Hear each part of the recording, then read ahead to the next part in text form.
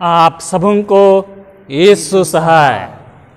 आज पवित्र आत्मा के अवतरण पर्व के पश्चात 10वां प्रभुवार है और आज का जो विषय है, परमेश्वर बोझ से दबे हुओं की चिंता करता है। परमेश्वर बोझ से दबे हुओं की चिंता करता है। आइए हम प्रार्थना करें। सर्वशक्तिमान ईश्वर पिता, पुत्र और पवित्र आत्मा के नाम में आमीन।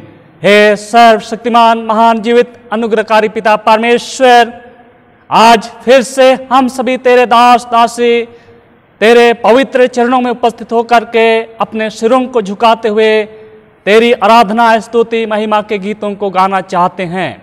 इस समय हे पिता परमेश्वर, तू ही हमारे होठों को शुद्ध और पवित्र कीजिए ताकि तेरे पवित्र नाम को हम आत्मा और सच्चाई से उच्चार सकें। गीतों को गाने के द्वारा से, वचन सुनने के द्वारा से सभी आशीषित हों। आज ऑनलाइन आराधना में जितने हमारे प्रियजन जुड़ चुके हैं और जुड़ने वाले हैं, सभी आशीषित हों। तेरा पवित्र आत्मा आरंभ से लेकर अंत तक हमारी सहायता करे। हमारे प्रभु यीशु ख्रिस्त के नाम से आमीन।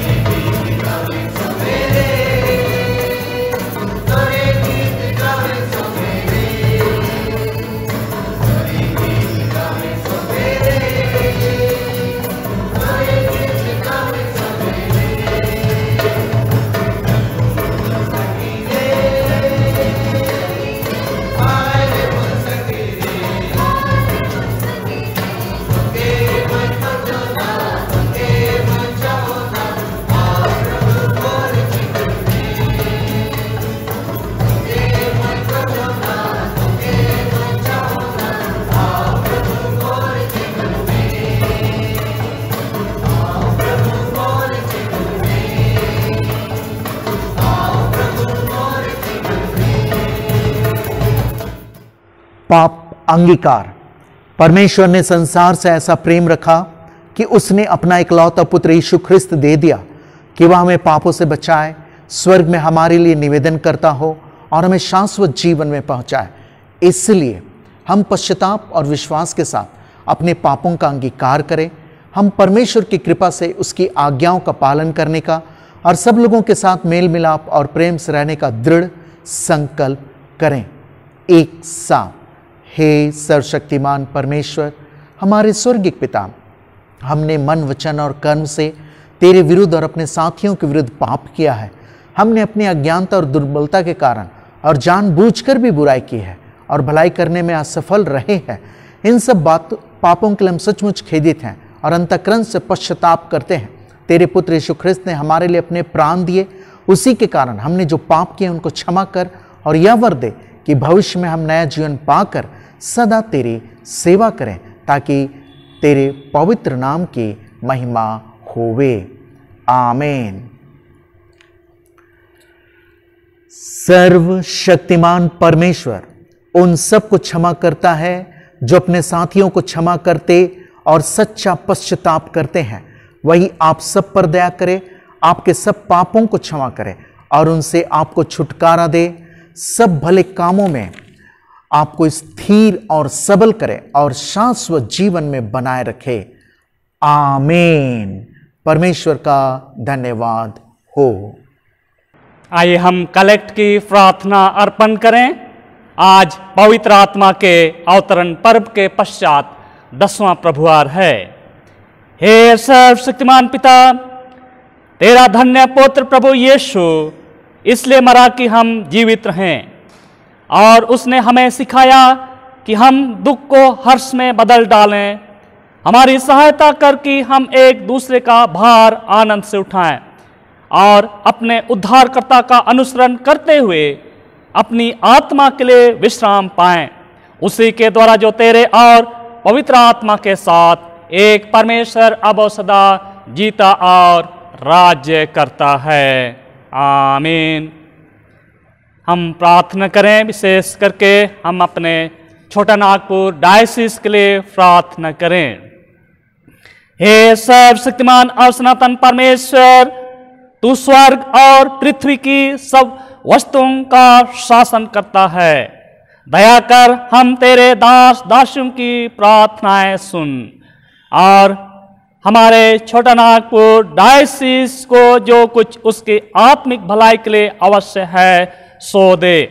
विद्यालय जिनमें युवक युवतियां तेरे विश्वास और भय में प्रतिपालन पाएं, सेवक जो तेरे दाग बारी के इस भाग में काम करें, उपासनालय जिनमें पवित्रता की शोभा रहे, विश्वासियों को स्थिर और दृढ़ कर, बालकों की रक्षा और अगुवाई कर, बीमारों और दुखितों की सुधि ले और उन्हें चंगा कर, मरते हुओं को शांति दे, दुष्टों के मन फिरा और नमर कर, निश्चिंतों को जगा, गिरे हुओं को उठा, पश्चातापियों को संभाल, अविश्वासियों को अपनी ओर खींच, अपने सत्य की वृद्धि में सब विघ्न बाधा दूर कर और यह वर दे कि सब एक चित्त और एक मन से तेरी कलीसिया के झुंड में मिले जुले रहें, ताकि तेरे पवित्र नाम की महिमा हो, हमारे प्रभु यीशु ख्रिस्त के द्वारा। आमीन।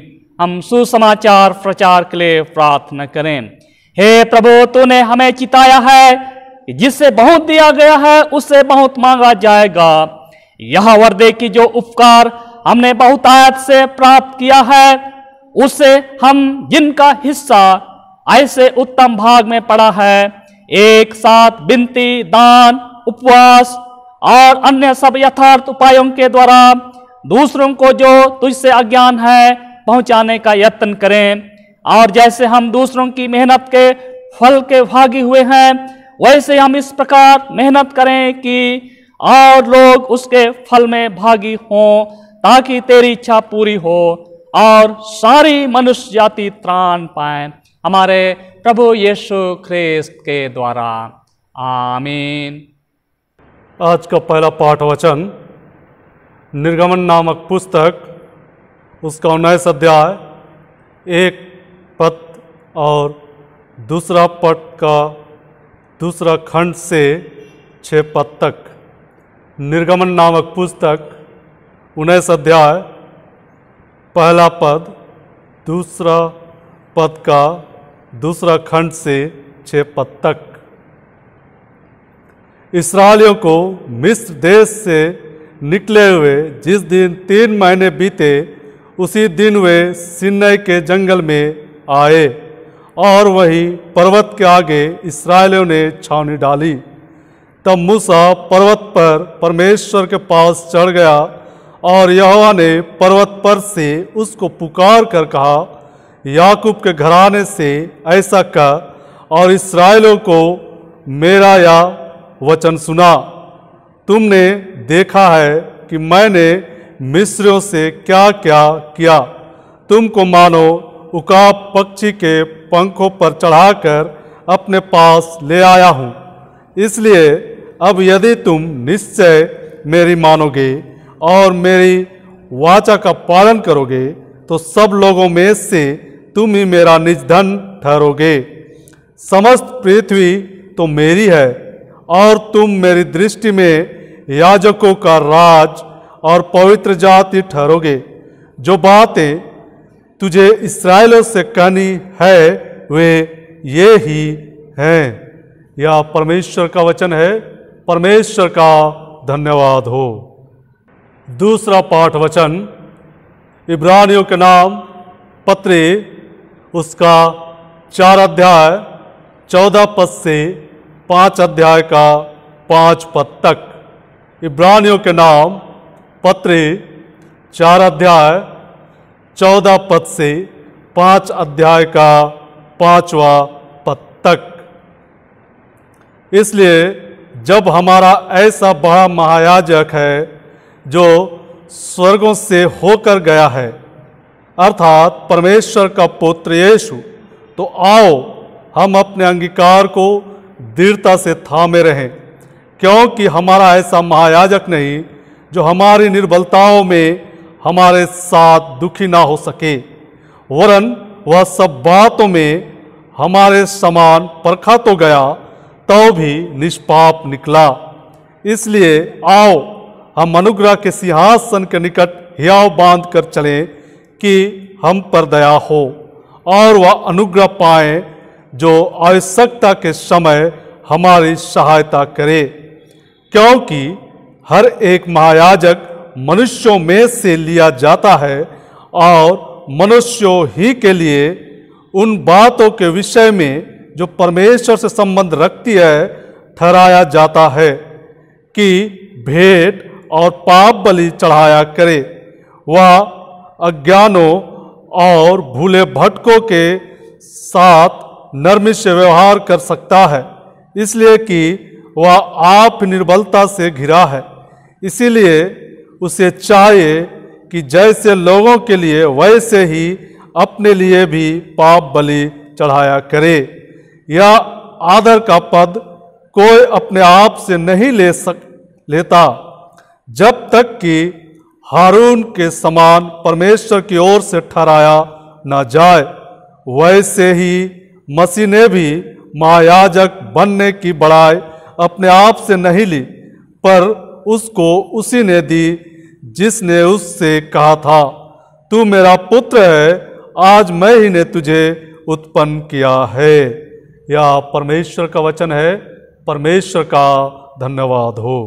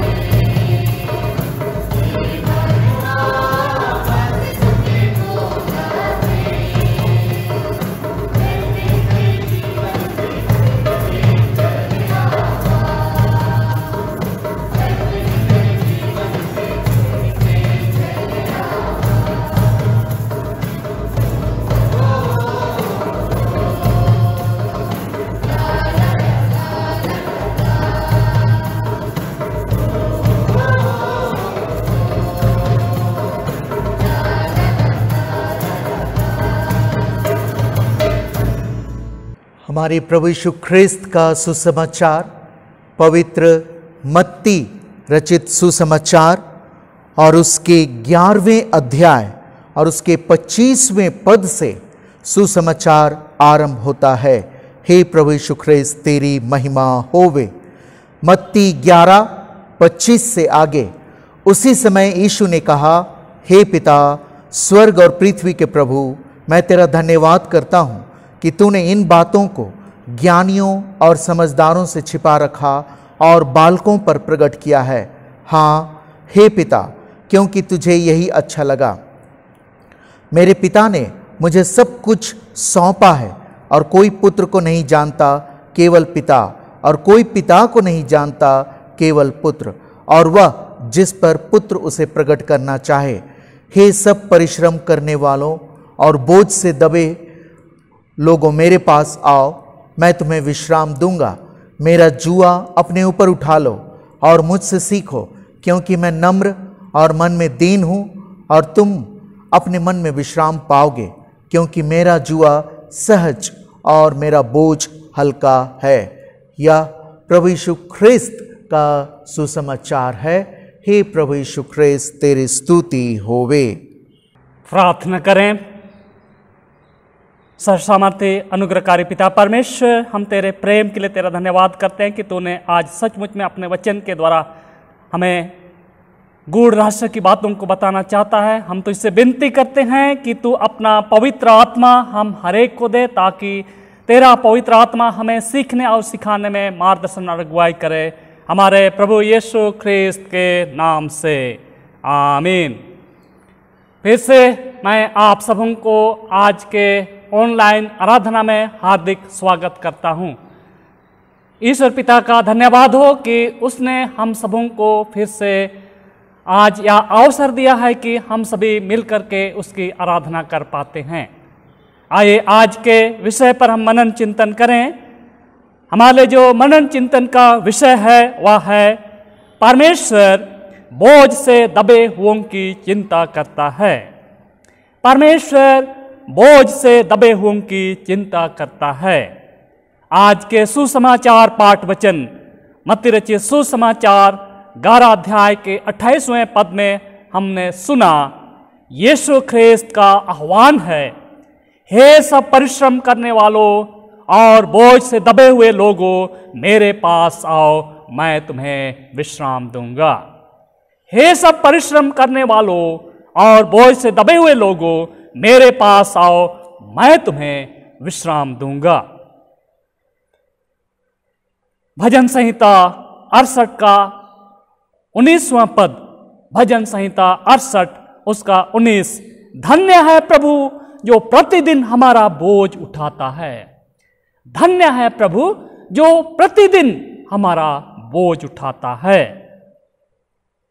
ख्रिस्त में मेरे अति प्रियो, हम सभी एक ऐसे कठिन समय में जी रहे हैं जहां चारों ओर भय है, चिंता है एवं तनाव है। दुख तकलीफ एवं निराशाओं से हम सभी घिरे हुए हैं। हर कोई भयभीत है, चाहे वह धार्मिक जीवन जीने वाला हो या विश्वास में कमजोर। किंतु इतना होने के बावजूद भी हमारे लिए एक शुभ संदेश है। आशा की किरण हमारे लिए दिखाई पड़ती है, और वह है हमारे प्रभु यीशु ख्रिस्त। हमारे मुक्तिदाता यीशु ख्रिस्त के वचन में शांति है।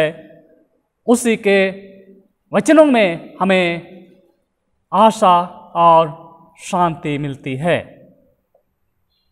हमारे प्रभु यीशु मसीह स्वयं अपने पवित्र होठों से यह उच्चारते हैं। यूहन्ना रचित सुसमाचार 16 अध्याय के 33वें वचन में, मैंने ये बातें इसलिए कही हैं कि तुम्हें मुझ में शांति मिले। संसार में तुम्हें क्लेश होता है, परंतु ढाढ़स बांधो, मैंने संसार को जीत लिया है। संसार में हम दुखित होंगे, क्लेशित होंगे, लेकिन यीशु का यह आह्वान है कि ढाढ़स बांधो, मैंने संसार को जीत लिया है। प्रभु यीशु मसीह स्वयं यूहन्ना रचित सुसमाचार 14 अध्याय के 27वें वचन में कहता है, मैं तुम्हें शांति दे जाता हूं, अपनी शांति तुम्हें देता हूं। यीशु ख्रिस्त आज हमें शांति देने के लिए बुला रहा है। आज के सुसमाचार पाठ वचन में यीशु मसीह के महान न्योता वचन को हम सुनते हैं, जो पापियों के लिए एवं चिंताओं और बोझ से दबे हुओं के लिए है। यीशु मसीह अपना पवित्र एवं निर्मल हृदय हमारे खोलते हैं एवं अपने बाहों को फैलाते हुए हमें खुला निमंत्रण देते हैं, मेरे पास आओ, मैं तुम्हें विश्राम दूंगा। मेरे पास आओ, मैं तुम्हें विश्राम दूंगा। आइए आज के पाठ वचनों के कुछ महत्वपूर्ण बिंदुओं पर हम मनन चिंतन करें। पहली बात, ईश्वर ने अद्भुत रहस्य की बातों को ज्ञानियों और समझदारों से छिपा रखा और बालकों पर प्रकट किया। ईश्वर ने अद्भुत रहस्य की बातों को ज्ञानियों और समझदारों से छिपा रखा और बालकों पर प्रकट किया। हम मत्ती रचित सुसमाचार के 11 अध्याय के 25वें पद में हम इस बात को सुन रहे थे। उसी समय यीशु ने कहा, हे पिता, स्वर्ग और पृथ्वी के प्रभु, मैं तेरा धन्यवाद करता हूं कि तूने इन बातों को ज्ञानियों और समझदारों से छिपा रखा और बालकों पर प्रकट किया। बालकों पर ईश्वरीय रहस्यों को प्रकट करने के एवज में हमारे पिता परमेश्वर को यीशु मसीह धन्यवाद की प्रार्थना अर्पण करते हुए समस्त दृश्य और अदृश्य वस्तुओं के सृजनहार, स्वर्ग और पृथ्वी के मालिक और प्रभु को आदर महिमा देते हैं। ईश्वर किसी महान अद्भुत सृष्टि रचना का बखान करते हुए भजनकार राजा दाऊद भी स्तोत्र 19वें गीत में प्रभु को महिमा देते हैं। न केवल ईश्वर की सृष्टि अद्भुत है, परंतु उसके मानव जाति के लिए मुक्ति का जो रहस्य है और उसका अद्भुत रहस्य की बातों को जो जगत के आरंभ से तैयार की गई थी, ज्ञानियों और समझदारों से छिपा कर रखा गया था और दीनहीन नम्र बालकों पर प्रकट किया गया। संत पौलुस भी इसी बात को स्वीकार करता है। संत पौलुस अपने पत्री में पहला कोरिन्थ 2 अध्याय का 7 और 8वें वचन में हमें इस प्रकार से इस महान रहस्य के विषय में बतलाते हैं। पहला कोरिन्थ 2 अध्याय का 7 से 8वां वचन, परंतु हम परमेश्वर का वह गुप्त ज्ञान भेद की रीति पर बताते हैं, जिससे परमेश्वर ने सनातन से हमारी महिमा के लिए ठहराया, जिससे इस संसार के हाकिमों में से किसी ने नहीं जाना, क्योंकि वे जानते तो तेजोमय प्रभु को क्रूस पर नहीं चढ़ाते। ज्ञानी और समझदार लोग कौन लोग थे और क्यों ईश्वर ने इन गूढ़ रहस्य की बातों को छिपा के रखा और बालकों पर प्रकट किया? ज्ञानी और समझदार लोग यीशु के समय के शास्त्री और फरीसी लोग थे। शास्त्री और फरीसी मूसा की व्यवस्था, नबियों और भजनों की पुस्तक अर्थात धर्मशास्त्र के जानकार एवं पंडित समझे जाते थे। इस कारण से वे साधारण आम जनता से अधिक धार्मिक व्यक्ति अपने आप को समझे जाते थे, किंतु इनका जीवन ईश्वरीय संगति से कोसों दूर था और तनिक भी ईश्वर के प्रति भय नहीं था। इनका जीवन घमंड एवं अहंकार से भरा हुआ था। इसी कारण परमेश्वर ने गूढ़ रहस्य की बातों को ज्ञानियों और समझदारों से छिपा रखा और दीन और नम्र लोगों अर्थात बालकों का सा हृदय रखने वाले मनुष्यों पर प्रकट किया। ईश्वर के दृष्टि में बालक वे हैं जो मन के दीन और नम्र हैं, जिनके हृदय में तनिक भी कपट नहीं है, निस्वार्थ प्रेम से भरे हुए हैं। ईश्वर ऐसे लोगों को चाहता है और प्यार करता है और उनको ही अपने स्वर्ग राज का वारिस बनाता है। स्वयं प्रभु यीशु मसीह ने कहा, मत्ती रचित सुसमाचार 18 अध्याय का 2 और 3 पद। मत्ती 18 का 2 और 3 पद। इस पर यीशु ने एक बालक को पास बुलाकर उनके बीच में खड़ा किया और कहा, मैं तुमसे सच कहता हूं कि जब तक तुम ना फिरो और बालकों के समान ना बनो, तुम स्वर्ग राज्य में प्रवेश नहीं करने पाओगे। स्वर्ग राज्य में प्रवेश करने का जो प्रथम शर्त प्रभु यीशु मसीह ने कहा कि बालकों के समान हमें बनना है, बालकों का सा हृदय रखना है। जिस प्रकार से एक बालक अपने पिता पर पूर्ण भरोसा रखकर उसके पीछे चल पड़ता है, वैसे ही प्रभु यीशु के शिष्य यीशु पर पूर्ण भरोसा रखते हुए अपने धन संपत्ति, परिवार, घर आदि त्याग कर पूरी समर्पण के साथ यीशु के पीछे दीन और नम्र बनकर चल पड़े। और इसी कारण ईश्वर ने अपने स्वर्गीय राज की गूढ़ रहस्य की बातों को उन शिष्यों पर प्रकट किया। मत्ती रचित सुसमाचार 13 अध्याय के 11वें वचन में भी प्रभु यीशु मसीह अपने शिष्यों से कहते हैं, यीशु ने शिष्यों को उत्तर दिया, तुमको स्वर्ग के राज के भेदों की समझ दी गई है, पर उनको नहीं। यीशु ने शिष्यों को कहा, तुमको स्वर्ग के भेदों की समझ दी गई है, पर उनको नहीं। अर्थात ज्ञानी और समझदार शास्त्री और फरीसियों को यीशु ने स्वर्ग के राज के रहस्य की भेदों को छिपा कर रखा और दीनहीन नम्र लोगों पर परमेश्वर ने उस महान रहस्य को प्रकट किया। इसलिए आज यीशु मसीह अपने पिता परमेश्वर को धन्यवाद की प्रार्थना अर्पण करते हैं। दूसरी बात, ईश्वर पिता ने अपने पुत्र के हाथों सब कुछ सौंप दिया। ईश्वर पिता ने यीशु मसीह के हाथों में सब कुछ सौंप दिया। मत्ती रचित सुसमाचार 11 अध्याय का 27 पद हम पढ़ते हैं, मेरे पिता ने मुझे सब कुछ सौंपा है। यीशु ने कहा, मेरे पिता ने मुझे सब कुछ सौंपा है। हम सभी विश्वास वचन में इस बात को दोहराते हैं कि यीशु ख्रिस्त पिता का अनादि पुत्र है, अर्थात उसके पास सारा अधिकार, सारा आदर महिमा प्राप्त था। किंतु जब पृथ्वी पर मनुष्य बनकर आया तो उसने अपने आप को शून्य कर खाली कर दिया। फिलिपियों के नाम पत्री 2 अध्याय का 6 और 7 पद में हम पाते हैं, जिसने परमेश्वर के स्वरूप में होकर भी परमेश्वर के तुल्य होने को अपने वश में रखने की वस्तु ना समझा, वरन अपने आप को ऐसा शून्य कर दिया और दास का स्वरूप धारण किया और मनुष्य की समानता में हो गया। यीशु मसीह के पास सारा अधिकार था, लेकिन उसने उस अधिकार को त्यागा था और मनुष्य बनने के लिए इस संसार में अपने आप को शून्य कर दिया।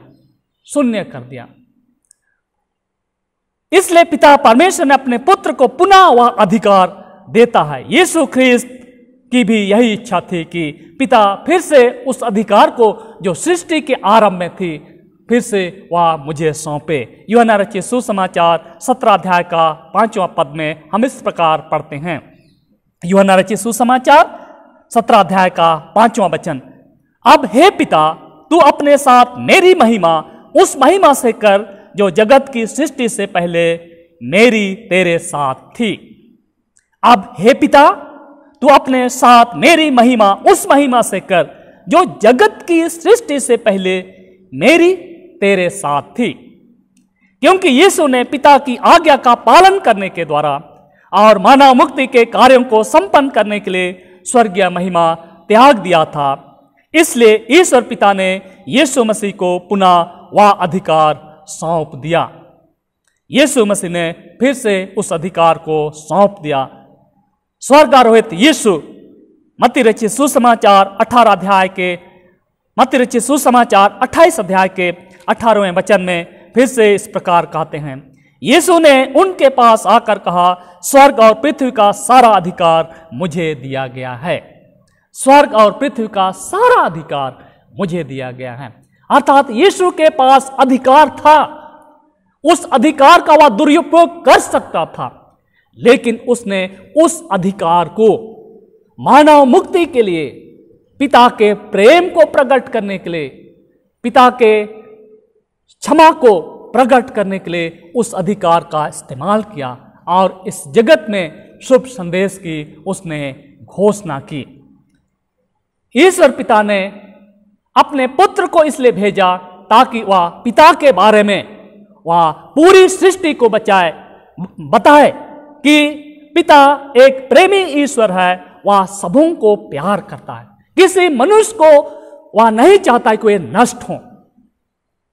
इस स्वर्गीय रहस्य की भेद को यीशु मसीह ने उन शिष्यों को बतलाया, उनके अनुयायियों को बतलाया जो यीशु मसीह पर विश्वास करते थे, उनके पीछे चलने वाले थे। और इसलिए यीशु मसीह ने कहा कि शांति केवल ईश्वर पिता के पास है, शांतिदायक बातें केवल यीशु मसीह के पास है। इसलिए तो पतरस भी यीशु मसीह को कहता है, हे प्रभु, हम कहाँ जाएं, हम किसके पास जाएं, क्योंकि अनंत जीवन की बातें, शांति की बातें तो केवल तेरे ही पास है। तीसरी बात हम लोग पाते हैं, यीशु का न्योता बोझ से दबे हुओं के लिए है। यीशु का न्योता बोझ से दबे हुए लोगों के लिए है। पूरी मानव जाति के लिए आनंद का सुसमाचार यह है कि मुक्तिदाता यीशु सब परिश्रम करने वालों और बोझ से दबे हुए लोगों को विश्राम के लिए अपने पास बुलाता है। शांति, आनंद और खुशियां देने के लिए प्रभु यीशु मसीह अपने दोनों बाहों को, दोनों हाथों को हमारे लिए फैलाते हुए कहते हैं कि मेरे पास आओ, मेरे पास आओ, मैं तुम्हें विश्राम दूंगा। हे सब परिश्रम करने वालों और बोझ से दबे हुए लोगों, मेरे पास आओ, मैं तुम्हें विश्राम दूंगा। मुक्तिदाता यीशु की निगाहें हमारे ऊपर लगी हुई है कि हम कैसे कैसे बोझ से दबे हुए हैं। यह बोझ चिंताओं का बोझ है, यह बोझ दुखों और निराशाओं का बोझ है, यह बोझ जो हम लेकर के चल रहे हैं हमारे गुनाहों का बोझ है, हमारी बीमारियों का बोझ है, हमारे पाप और गुनाहों का वह भारी भरकम बोझ हम लेकर के चल रहे हैं। ऐसे विषम परिस्थिति में प्रभु यीशु मसीह हमें अपने पास बुलाते हैं कि मेरे पास आओ, मेरे पास आओ, केवल और केवल मेरे ही पास तुम्हें शांति मिलेगी, विश्राम मिलेगी। यशायाह नबी की पुस्तक 40 अध्याय का 29वां वचन में भी हम इस बात को पाते हैं। यहां पर लिखा है, यशायाह नबी की पुस्तक 40 अध्याय का 29वां वचन, वह थके हुए को बल देता और शक्तिहीन को बहुत सामर्थ देता है। वह थके हुए को बल देता है और शक्तिहीन को बहुत ही सामर्थ देता है। भजन संहिता 55 का 22वां पद में भी हम लोग पाते हैं, भजन संहिता 55 उसके 22 पद, अपना बोझ यहोवा पर डाल दे, वह तुझे संभालेगा, वह धर्मी को कभी टलने ना देगा। अपना बोझ यहोवा पर डाल दे, वह तुझे संभालेगा, वह धर्मी को कभी टलने ना देगा। प्रभु यीशु यहाँ जिस बोझ का जिक्र करते हैं वह बोझ तो है कि व्यवस्था का बोझ। प्रभु यीशु मसीह आज सुसमाचार में जिस बोझ से छुटकारा देने के लिए, विश्राम देने के लिए अपने पास बुला रहे हैं वह है व्यवस्था का बोझ। आज के पहला पाठ वचन में हमने सुना निर्गमन नामक पुस्तक 19 अध्याय में कि परमेश्वर मूसा को पर्वत पर बुलाता है, पर्वत पर बुलाता है और वहां पर 10 आज्ञा देता है, 10 आज्ञा देता है। अर्थात परमेश्वर ने इस्राएलियों को मिस्र की गुलामी से छुटकारा दिलाया, उकाब पक्षी के पंखों पर बैठा करके मिस्र की गुलामी से उसने छुटकारा दे करके अपने पास बुलाया और उसके बाद एक व्यवस्था दी ताकि इस्राएली लोग उसी व्यवस्था के अनुसार चलें, उसी व्यवस्था के अनुसार चलें। 10 आज्ञा का पालन यदि इस्राएली लोग करेंगे तो वहां पर लिखा है कि तुम भी मेरे निज धन ठहरोगे और पवित्र जाति ठहरोगे। याजकों का समाज के रूप में प्रभु इस्राएलियों को व्यवस्था का पालन करने के एवज में आशीषित करता है। लेकिन इस व्यवस्था को, इस 10 आज्ञा को उस समय के शास्त्री और फरीसियों ने एक बोझ बना दिया था, एक बोझ बना दिया था और करीब 621 उपनियम बना करके लोगों के लिए एक व्यवस्था का जाल बिछा दिया था और उस व्यवस्था में लोग फंसते जा रहे थे। अपने पापों से छुटकारा पाने के लिए रोज बलिदान चढ़ाना पड़ता था। प्रतिदिन बलिदान चढ़ाते चढ़ाते लोग थक चुके थे। व्यवस्था किस जाल से लोग छुटकारा पाने के लिए करहा रहे थे, क्योंकि सदूकी और फरीसियों ने जो जीवनदायक व्यवस्था था उसको मृत्यु का कारण ठहरा दिया था। अर्थात 621 उपनियम, 10 आज्ञा है, उसका 621 उपनियम बना करके एक जाल फैला दिया था। लोग परेशान थे। धार्मिक, शारीरिक, मानसिक रूप से इस्राएलियों का शोषण किया जाता था। आम जनता का जीवन दुर्दशापूर्ण बन चुका था। लोग व्यवस्था के बोझ से करहा रहे थे। वह व्यवस्था जो पवित्र एवं जीवनदायक था, मृत्यु का कारण बना। यीशु मसीह ज्ञानियों और समझदारों अर्थात शास्त्री और फरीसियों की धूर्तता से सावधान रहने की अपील करते हैं। मत्ती रचित सुसमाचार 23 अध्याय का 4 वचन में भी प्रभु यीशु मसीह हमें आगाह करते हैं। लिखा है, वे एक ऐसे भारी बोझ को जिनका उठाना कठिन है बांध कर उन्हें मनुष्यों के कांधों पर रखते हैं, परंतु स्वयं अपनी उंगलियों से भी सरकाना नहीं चाहते। वे एक ऐसी भारी बोझ को जिनको उठाना कठिन है बांध कर उन्हें मनुष्यों के कांधों पर रखते हैं, परंतु स्वयं उसे अपनी उंगलियों से भी सरकाना नहीं चाहते। अर्थात ये जो व्यवस्था का बोझ उस समय के समझदारों ने, ज्ञानवानों ने साधारण आम जनता के कांधे पर भारी भरकम जुए के रूप में लाद दिया था, जिससे लोग छटपटा रहे थे, छुटकारा पाना चाहते थे, स्वतंत्र होना चाहते थे। प्रभु यीशु मसीह उनसे कहते हैं, आओ मेरे पास आओ और उस व्यवस्था का जुआ जो तुम्हारे कांधे पर है उसको फेंको और मेरा जुआ है उसको अपने ऊपर उठा लो, अपने ऊपर उठा लो। यीशु मसीह ने हमें व्यवस्था से स्वतंत्र तो कर दिया, लेकिन वह एक और व्यवस्था हमारे कांधों पर वह लाद दिया है, और वह तो है प्रेम का व्यवस्था। प्रेम का व्यवस्था, हम एक दूसरे से प्रेम करें, दीन और नम्र बने। यीशु मसीह का यही जुआ आज हमें उठाना है। यीशु मसीह ने हमें अपने कांधे पर अपना जुआ डाल दिया है ताकि हम यीशु मसीह के जुए को उठाएं। यीशु मसीह का जुआ तो यह है प्रेम का जुआ, जो संपूर्ण मानव जाति से प्रेम करने का है, ईश्वर पिता से प्रेम करने का है। आज यदि हम इस जुए को हम उठाते हैं तो प्रभु यीशु मसीह बतलाते हैं कि मेरा जुआ सहज है और मेरा बोझ हल्का है। मेरा जुआ सहज है और मेरा बोझ हल्का है। ख्रिस्त में मेरे अति प्रियो, आज प्रभु यीशु मसीह हम हरेक को अपने पास बुलाते हैं।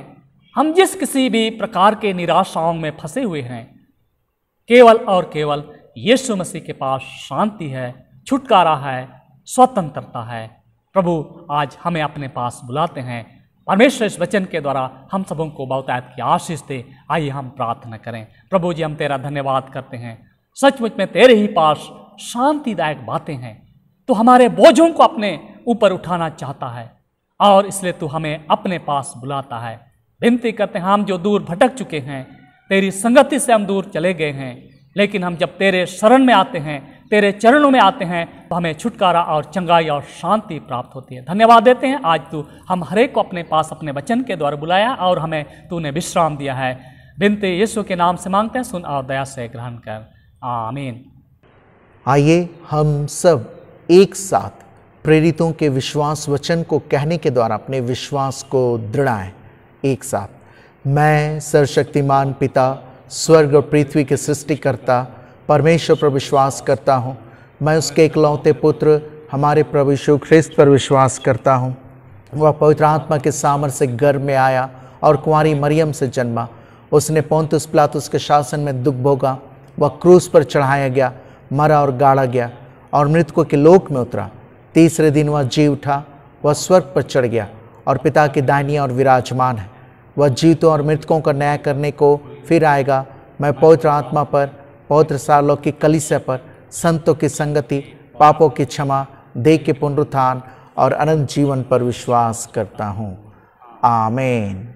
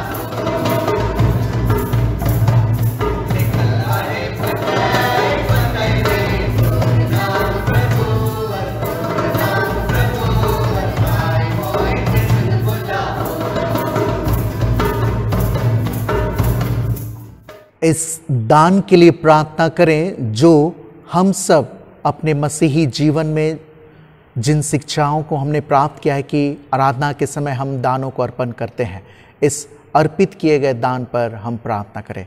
परमेश्वर, हम सब धन्यवाद देते हैं, तूने हम में से प्रत्येक विश्वासियों के जीवन को आशीषित किया है और अपने अनुग्रह से भर दिया है। इस आराधना के दरमियान हे परमेश्वर, हमने इन दानों को इकट्ठा किया है।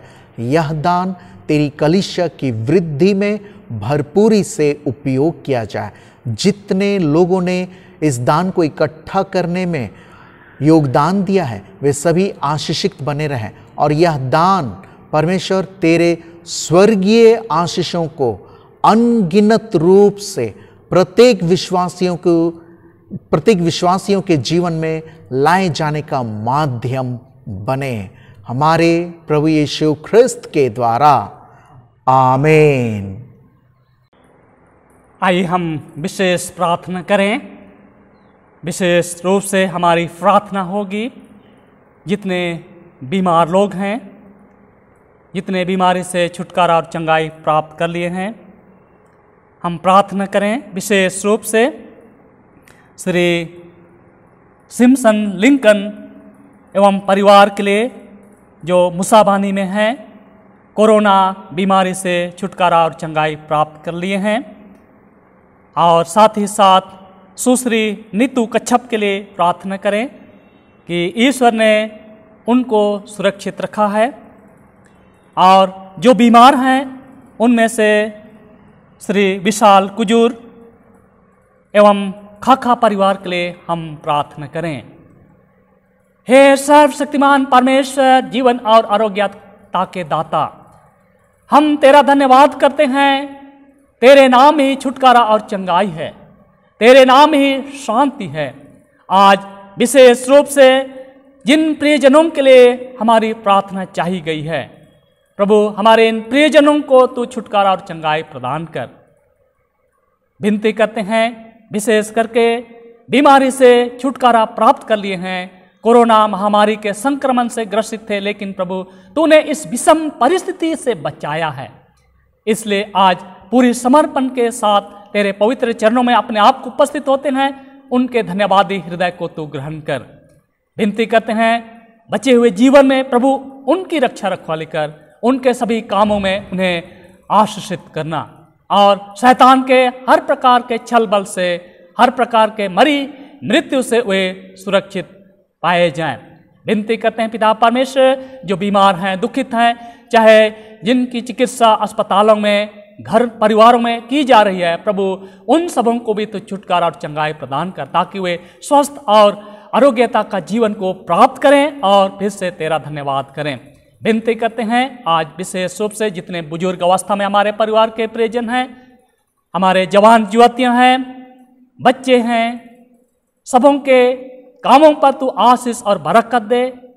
हरेक के कार्यों पर तेरा ही नियंत्रण हो, ताकि वे अपने कामों में सफलता को प्राप्त करें। हे प्रभु परमेश्वर, विनती करते हैं हम अपने कलीसिया के लिए, कलीसिया के हर एक सदस्यों के लिए, प्रभु तू सबों को तू नाम बानाम आशीष दे। हमारी प्रार्थना है जितने सुदूर ग्रामीण क्षेत्रों में खेती बाड़ी के कामों में लगे हुए हैं, प्रभु हमारे उन खेतीहार मजदूरों पर भी तू अनुग्रह कर। समय की परिपूर्णता में तू उनके लिए जल बरसाया कर, ताकि वे अपने खेतों में फसल उगा सकें। हे परम दयालु पिता परमेश्वर, फिर से हम पूरी मानव जाति के लिए, संपूर्ण जीवन के लिए, पूरी कलीसिया के लिए, पूरी जमशेदपुर पास्त्रेत के हर एक परिवारों को तेरे नाम में समर्पित करते हुए विनती यीशु के नाम से मांगते हैं। सुन और दया से ग्रहण कर, आमीन। हमारे प्रार्थनाओं को संपूर्णता प्रदान करने के लिए एक साथ हम लोग प्रभु की प्रार्थना करेंगे। हे हमारे पिता, तू जो स्वर्ग में है, तेरा नाम पवित्र माना जाए, तेरा राज्य आए, तेरी इच्छा जैसे स्वर्ग में पूरी होती है वैसे पृथ्वी पर भी हो। हमारी दिन भर की रोटी आज हमें दे, हमारे अपराधों को क्षमा कर जैसे हमने अपने अपराधियों को क्षमा किया है। हमें परीक्षा में ना डाल, परंतु बुराई से बचा, क्योंकि राज्य, पराक्रम और महिमा अब और सर्वदा तेरी ही है, आमीन। आइए समापन प्रार्थना करें। त्रिएक परमेश्वर, तूने हम सबको आज की आराधना के द्वारा प्रत्येक विश्वासियों के जीवन को आशीषित कर दिया है। हे परमेश्वर, तूने आज के विषय के द्वारा हम सबको सिखाया व चिताया कि हम वचन सुनाने वालों पर ध्यान दें, ताकि हम सबका जीवन तेरे पुत्र यीशु ख्रिस्त के तुल्य अंश अंश बदलता चला जाए। हे परमेश्वर, अब जब हम सब आराधना की समाप्ति पर हैं, हम में से प्रत्येक विश्वासी जनों की तू सुधि ले, ताकि पूरे सप्ताह हम सब तेरे वचन को पढ़ने वाले, उसके अनुसार अपने जीवन को आशीषित बनाने वाले बने रहें, सबके लिए प्रार्थना करने वाले बने रहें। और हे जीवित ईश्वर, हम सब वचन के सुनाने वालों के लिए विशेष प्रार्थना करते रहें। सभी पुरोहितों के लिए प्रार्थना अनिवार्य रूप से अर्पण किए जाते रहे।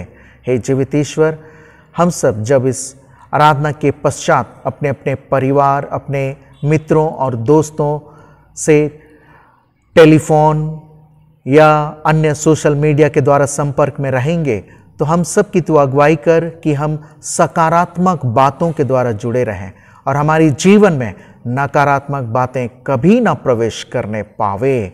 इस पूरी आराधना में अगुवाई देने के लिए धन्यवाद और प्रार्थना है कि हम सब के साथ जीवन भर और विशेषकर इस पूरे सप्ताह भर हम सबकी अगुवाई करता रहे, हमारे प्रभु यीशु ख्रिस्त के द्वारा। आमीन।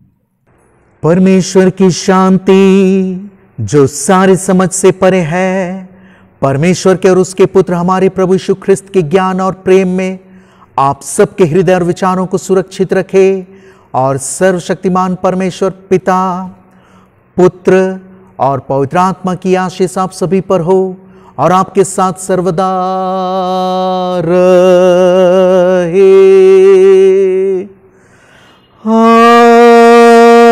आमीन, आमीन,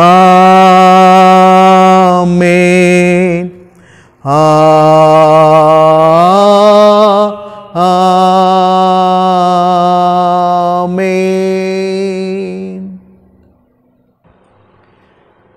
आप सभी को जमशेदपुर पास्त्रित की ओर से सप्रेम जोहार। और आज जो है अंतर्राष्ट्रीय आदिवासी दिवस है, इसलिए इस विशेष अवसर पर पूरे जमशेदपुर पास्त्रित की ओर से सभी को और आप सभी एक दूसरे को बधाई दें कि आज जो विश्व अंतर्राष्ट्रीय आदिवासी दिवस है, इस बात की और विशेषकर अपने आदिवासीपन के विषय में जानने की कोशिश कीजिए। तो फिर से हम सभी पुरोहितों की ओर से, हम सभी जमशेदपुर पास्त्रित की ओर से आप सभी को बहुत बहुत बधाई, जोहार। सभी को यीशु सहाय जमशेदपुर मसीही सेवा महिला संगति की ओर से आप सभी को विश्व आदिवासी दिवस की हार्दिक बधाई दिले। जोहार।